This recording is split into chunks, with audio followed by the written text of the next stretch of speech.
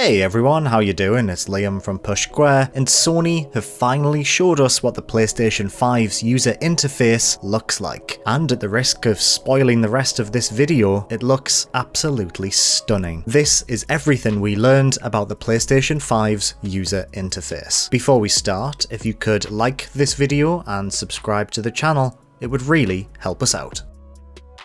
So Sony today released an 11-minute video that demonstrated the core features of the PlayStation 5's user interface. Did Burger King leak this date? We may never know, but the video, hosted by both Hideaki Nishino and Sid Schumann, demonstrated what we can expect from the PlayStation 5 when it releases next month in terms of its user experience. So at the start of the video, Hideaki Nishino said that the team created the UI with a singular vision, that playtime is valuable and should be meaningful. And as we go through the features that Sony revealed today, I think that vision is evident throughout all of the new features within the PlayStation 5's user interface. So in general, I think the PlayStation 5's UI looks stunning. It's being designed for 4K TVs with HDR, and it looks truly next gen. It's simultaneously bright and colourful, crisp and modern. It's everything you'd expect from a PlayStation user interface. In fact, with its golden particles on the login screen and square application icons on the home screen, it looks to me like a beautiful blend between the UI found on both the PlayStation 3 and the PlayStation 4. It really does feel like the best of both worlds in that sense. So the demo focused on a boot from rest mode halfway through a game of launch title Sackboy: A Big Adventure. Once you log in using an interface that looks very similar to the one found on the PlayStation 4, the system will automatically display the control center. The control center can be accessed at any point by pressing the PlayStation button on your controller and allows you to select a number of system features without coming out of the game itself. Across the bottom of the screen, you'll see a number of icons that relate to core system features. First thing I noticed was something called the switcher, which wasn't mentioned explicitly in the video, which I thought was really interesting. The icon for this switcher feature showed the logo for Sackboy: A Big Adventure, so presumably this feature allows you to quickly swap between paused games in a manner similar to the quick resume feature we've seen demonstrated as part of the Xbox Series X. I hope we see more of this soon, because for me this feels like a real game changer when it comes to next gen systems, the ability to quickly swap between paused points in separate games. I do wonder why they haven't focused on it just yet, especially considering later on in the video we saw a game boot up for the first time in around 8 seconds. Elsewhere on this little control center bar you have notifications, a friends list now called Game Base, music options, sound options, mic options, accessories, a link to your profile to look at trophies perhaps, and of course the ability to put the system in rest mode or turn it off completely. However, the main feature that the video was keen to highlight is the concept of cards. Cards, which you can see on the screen here, appear in the control center. Cards can show things like news or what your latest capture is using the create button, but specifically this video introduced the concept of activity cards. Now, Mark Cerny mentioned these cards in an interview with Wired back in 2019, but it's nice to see them in action as part of the UI itself. Activity cards offer contextual information and goals for individual games. They also show you what percentage of completion a level is sitting at, as well as how close you are to achieving specific trophies. However, the coolest aspect of these cards is that developers can add specific challenges or level objectives as single cards. Alongside these cards, the PlayStation 5 will also give you a time estimate for how long the specific level or challenge should take you to complete. This means that before even jumping into the game, you can view what you have to do and also kind of work out how long it will take you to do it. Again, this goes back to this core vision that playtime is valuable and should be meaningful. Activity cards give you the option to manage your time efficiently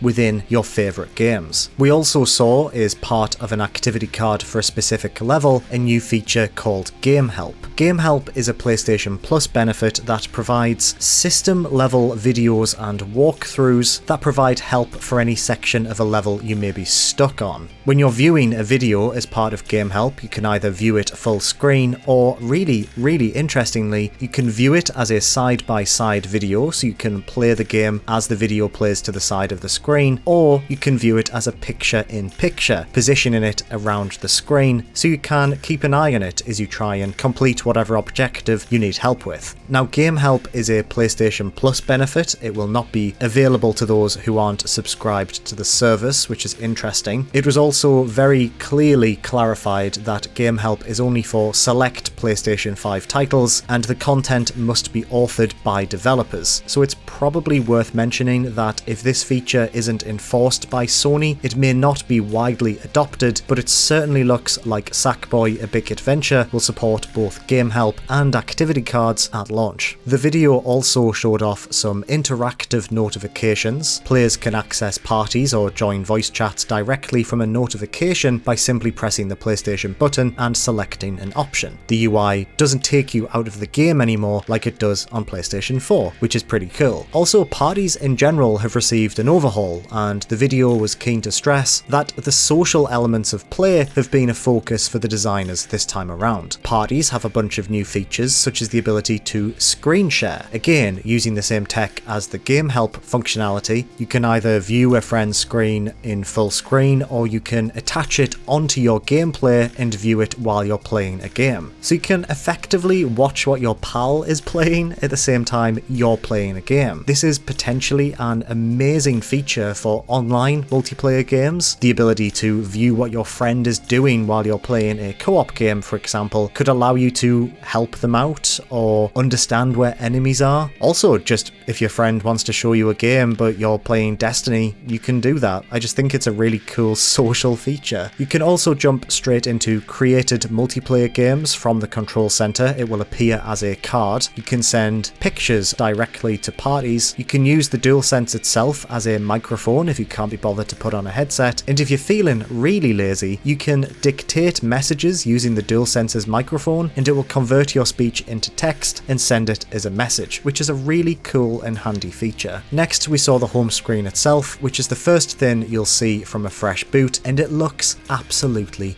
gorgeous. Each application you have installed on your PlayStation 5 displays this huge colourful splash screen which just looks fantastic in 4K, and the whole thing just looks absolutely lovely. I'm very interested to see how themes will work on the PlayStation 5, as there doesn't seem to be much room for custom backgrounds or icons when individual apps have custom screen spanning splash screens, so I'll be interested to see whether themes are even a thing on the PlayStation 5. Games and media are split into separate screens, which is wonderful news. We didn't see a demonstration of this today, but hopefully we will see it soon. I'm just really happy I don't have to jump into the media app to then go onto Netflix anymore. That's going to save a lot of time and frustration. When you hover over a specific game or an app, the UI will display the activity cards for that specific game, which I think is really cool. This lets you see all of your games divided up into bite-sized chunks. So effectively, if you're sitting there and you're not sure what to play, you could scroll through a couple of games, have a look at the activity cards, work out what you have time to do, maybe find a challenge or a level that is estimating, 10 minutes, maybe that's all you've got in terms of free time for that day. I just think it'll really help with that feeling you sometimes get when you're stuck for something to play. You can just have a look around at your installed titles and see what's going on. Am I close to getting a trophy in Ratchet and Clank? Is there a level on Sackboy: A Big Adventure that I could do with finishing? I just really like this idea that the user interface is completely geared around time and how long it will take you to finish disparate sections of any given game. Also, PlayStation 4 games will benefit from some of these features, as the features are system level. We saw a little bit of Uncharted Lost Legacy within this demonstration, but we didn't really see any activity cards or anything like that for the game, so I guess it will be up to the developer to implement them if they want to. There's also an explore section which allows you to see news and information for games you follow and trending content created by other players. Not really too fussed about this, to be honest, but it's nice that it's there. Really interesting is that the PlayStation Store is fully integrated within the system itself. It's no longer a separate application. This should hopefully reduce lag, because the PlayStation 4 can be a bit of a bloated, slow mess, so seeing it as just part of the UI is really cool. We also saw a little bit about the create button, not a huge amount, but just enough. Tapping it brings up the create menu. The PS5 is always capturing recent gameplay, same as the PlayStation 4, only this time all videos and screenshots are saved in a 4K resolution. You can take repeated screenshots from this menu by just opening it up and clicking this little button in the middle here. It looks like there's a broadcast option and a settings option, which you'd expect from this kind of menu. When sharing a photo, you can share it to Twitter or directly to a voice chat. There are some other icons on the screen as well. There's one that looks like a paintbrush. Presumably this is some kind of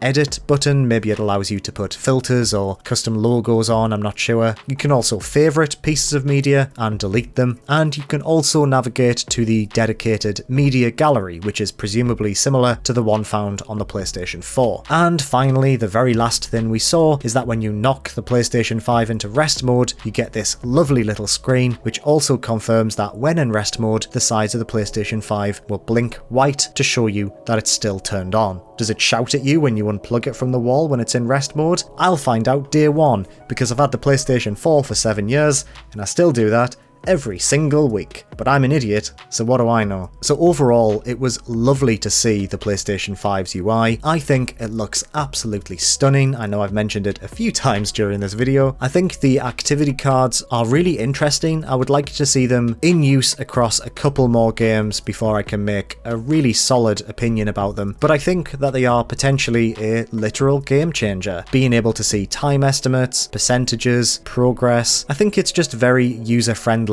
and like it was mentioned at the start of this presentation, enforces this idea that playtime is valuable and should be meaningful. So what do you think of the PlayStation 5's user interface? Have you noticed anything that maybe I've missed? What are you most excited to play around with? Let us know in the comments below. If you enjoyed this video, please give it a like and make sure to subscribe to Push Square for everything PlayStation. I'll see you next time.